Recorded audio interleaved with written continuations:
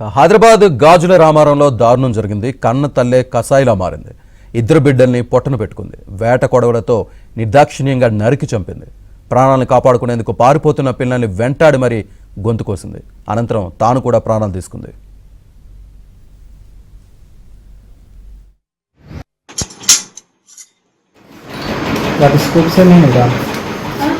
దాంట్లో స్కూప్ ఉండాలి, ఎడబెట్టారు దాంట్లో పెట్టేసి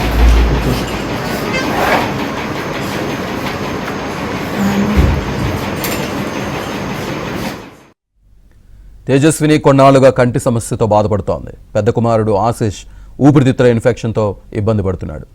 ఏది తిన్నా వాంతులు చేసుకుంటున్నాడు. చిన్న కుమారుడైన హర్షిత్కి కూడా అప్పుడప్పుడు ఇదే సమస్య వస్తోంది. బేగంపేటలోని ఓ ప్రైవేట్ ఆసుపత్రిలో పెద్ద కుమారుడికి చికిత్స చేయిస్తోంది. పిల్లల స్వస్థత కోసం గూగుల్లోనూ వెతుకుతూ మందులు వాడుతోంది. తనతో పాటు పిల్లలు కూడా తరచూ అనారోగ్యానికి గురవుతూ ఉండడాన్ని జీర్ణించుకోలేక ఆమె ఉన్మాదిగా మారి ఇద్దరు కుమారుల్ని చంపేసింది. అనంతరం భవనం పైనుంచి దూకి ఆత్మహత్య చేసుకుంది.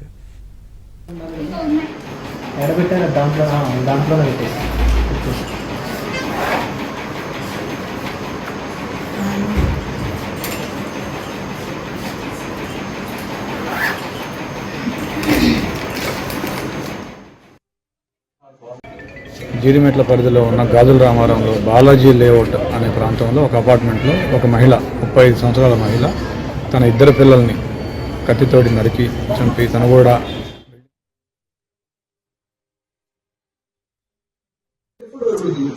ఈ దారుణ ఘటనకు సంబంధించిన మరింత సమాచారాన్ని మా ప్రతినిధి శశి అందిస్తారు. ఓటీ శశి.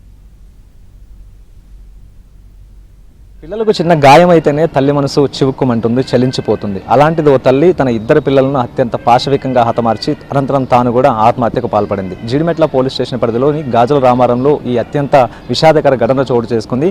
ఖమ్మం జిల్లా సత్తుపల్లికి చెందినటువంటి వెంకటేశ్వర రెడ్డి, తేజస్విని రెడ్డి ఇద్దరు దంపతులు గత 4 ఏళ్ల క్రితం ఖమ్మం నుంచి ఇక గాజుల రామారానికి వచ్చి ఇక్కడే స్థిరపడ్డారు. భర్త వెంకటేశ్వర రెడ్డి ఒక ప్రైవేట్ ఉద్యోగం చేస్తూ ఉన్నారు. మరోవైపు తేజస్విని రెడ్డి ఇంట్లోనే ఉంటూ పిల్లలను చూసుకుంటూ ఉంది. వీరికి ఇద్దరు పిల్లలు. గత కొంతకాలంగా కూడా తేజస్విని రెడ్డి మానసిక సమస్యలతో బాధపడుతున్నట్టుగా తెలుస్తోంది. ప్రస్తుతం నేను చూపిస్తున్నటువంటి ఇదే అపార్ట్మెంట్లో ఇద్దరు పిల్లలతో కలిసి తేజస్విని రెడ్డి, వెంకటేశ్వర రెడ్డి ఉంటూ ఉన్నారు. 4 ఏళ్లుగా వీరు ఇక్కడే ఉంటున్నట్టుగా కూడా తెలుస్తోంది. అయితే ఈ మధ్య కాలంలో అత్యంత తీవ్రమైనటువంటి డిప్రెషన్లో తేజస్విని రెడ్డి ఉన్నట్టుగా తెలుస్తోంది. ప్రధానంగా ఇద్దరు కుమారులు కూడా అనారోగ్య సమస్యలతో బాధపడుతున్నారు. పెద్ద కుమారుడు ఊపిరితిత్తుల ఇన్ఫెక్షన్తో బాధపడుతూ ఉండడం, ఆ తర్వాత ఏమి తిన్నప్పటికీ కూడాను అతనికి వాంతులు అవుతూ ఉన్నాయి. ఇదే నేపథ్యంలో 8 సంవత్సరాల వయసు ఉన్నటువంటి పెద్ద కుమారుడిని వివిధ ఆసుపత్రుల్లో చేర్పించి చికిత్సలు అందిస్తూ ఉన్నప్పటికీ కూడాను ఆయనకు ఉన్నటువంటి సమస్య నయం కాలేదు. మరోవైపు ఈ మధ్య కాలంలో చిన్న కుమారుడికి కూడాను ఇదే తరహా సమస్య తలెత్తడం, అతనికి కూడా అప్పుడప్పుడు ఇలాంటి పరిస్థితి తలెత్తుతూ ఉండడంతో ఆమె అనారోగ్యం ఈ అన్ని సమస్యలతో తీవ్రంగా డిప్రెషన్లోకి వెళ్ళినట్టుగా కూడా తెలుస్తుంది. మరోవైపు తేజస్విని రెడ్డి కూడా ఆమె కూడా కంటి సమస్యతో బాధపడుతున్నట్టుగా ప్రస్తుతం అందుతున్నటువంటి సమాచారం.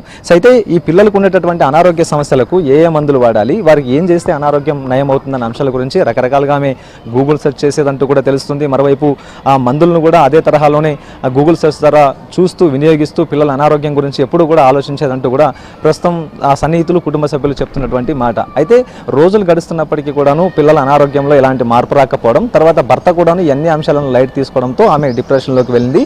మరోవైపు భర్త కూడాను పిల్లల అనారోగ్య సమస్యల గురించి ఆయన పట్టించుకోకపోవడంతో మరోవైపు తేజస్విని వారికి సంబంధించినటువంటి అన్ని అంశాలను చూసుకుంటూ వస్తూ ఉంది. సో ఇదే నేపథ్యంలో ఇక డిప్రెషన్లోకి వెళ్ళిపోవడం, అనంతరం ఆ పిల్లలను హతమార్చడం ఒక క్షణకాలంలోనే జరిగిపోయాయి. అయితే వేట కొడవలి తీసుకొచ్చి ఆ వేట కొడవలతోనే ముందుగా పెద్ద కుమారుడి మీద దాడి చేసింది.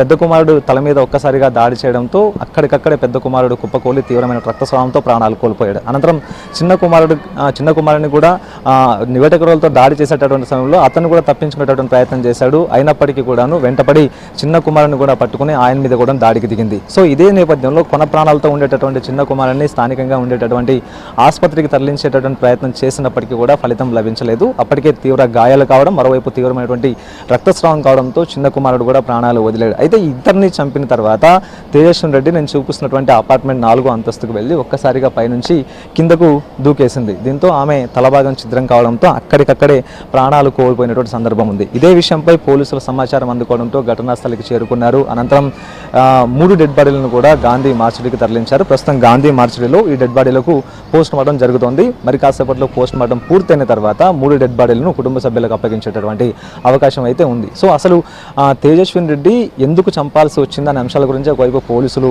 దర్యాప్తు కొనసాగిస్తూ ఉంటే, కుటుంబ సభ్యులు మొత్తం ఆమె తీవ్రమైనటువంటి డిప్రెషన్లో ఉంది అంటూ కూడా చెప్తూ వచ్చారు. గత 6 నెలల క్రితం తేజస్వినికి సంబంధించినటువంటి సోదరుడు కూడా ఇదే తరహా డిప్రెషన్లోనే సూసైడ్ చేసుకున్నట్టుగా తెలుస్తుంది. సో 6 నెలల తర్వాత ప్రజెంట్ ఇప్పుడు తేజస్విని రెడ్డి కూడా సూసైడ్ చేసుకోవడంతో పాటు అంతకుముందే 2 పిల్లలను కూడా హతమార్చింది. సో మొత్తానికి పోలీసులు మాత్రం ఒక విషయం చాలా స్పష్టంగా చెప్తూ ఉన్నారు. ఆమె సూసైడ్ నోట్ రాసింది. సూసైడ్ నోట్లో కూడాను ఏ విషయాలు కూడా చాలా స్పష్టంగా చెప్పలేదు. అందులో కూడాను సూసైడ్ నోట్లో కూడా స్పష్టమైనటువంటి అంశాలు ఏవి కూడా కనపడలేదు. ఈ అంశాలను బట్టి ఆమె డిప్రెషన్లో ఉందంటూ కూడా ఇప్పటికే పోలీసులు సైతం చెప్తూ ఉన్నారు. సో ఏదేమైనప్పటికీ జీడిమెట్ల పోలీస్ స్టేషన్ పరిధిలో ఈ ఘటన అందరినీ కలిసి వేస్తోంది. ఎందుకంటే పిల్లలకు చిన్న దెబ్బ తగిలినప్పటికీ, లేకపోతే వారికి చిన్న గాయమైనా కూడా ఖచ్చితంగా తల్లి మనసు కలవరపడుతుంది. సో ఇలాంటి సందర్భంలోనే ఆమె అత్యంత దారుణంగా హత్య చేయడంతో పాటు తాను ఆత్మహత్య చేసుకోవడం అనేటటువంటి అంశం జీడిమెట్ల పోలీస్ స్టేషన్ పరిధిలో అలగడిని రేకెత్తిస్తోంది. కెమెరా పర్సన్ బాలరాజుతో కలిసి శశి, ఏబిఎన్ ఆంధ్రజ్యోతి, గాజుల రామారావు.